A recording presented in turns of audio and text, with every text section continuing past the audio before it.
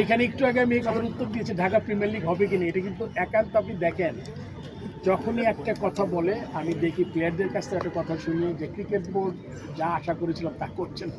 Premier লিগটা একান্তই ক্লাবগুলোর ব্যাপার, এবং আমি ক্লাবগুলোকে বারবার আহ্বান জানিয়েছি যে আপনারা যেই জিনিসই করেন আলটিমেটলি ক্রিকেট বোর্ড থাকবে, 4 বছরের জন্য নির্বাচিত হয়েছে এবং তারা কি হবে এটা চিন্তা না করে ক্রিকেটটা মাঠে করানো দরকার। এই ক্লাবগুলোকে আমি অনুরোধ করবো, এখনও আপনি সময় চলে গেলে কিন্তু এটা আর আসবে না, হয়তো বা ক্রিকেট বোর্ড হয়তো বদলে গেল একটা, কিন্তু এই সময়টা কোথায় পাবেন?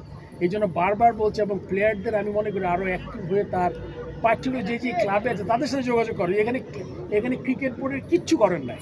ক্রিকেট বোর্ড আপনি দেখেন ফার্স্ট ডিভিশনে 12টা টিম নিয়ে খেলেছে, 8টা টিম নিয়ে একটা টুর্নামেন্ট করেছে। আপনি সেকেন্ড ডিভিশন শেষ হয়েছে, 12টা টিম নিয়ে, আরও টিমগুলো নিয়ে খেলার কথা, থার্ড ডিভিশন শুরু করবে হয়তো এক সময়। সো ক্রিকেট বোর্ডের সাইড থেকে যতটুকু করার চেষ্টা করছে, এখন আপনার একটা বাকিটা বিবেচনার দায়িত্ব আপনার।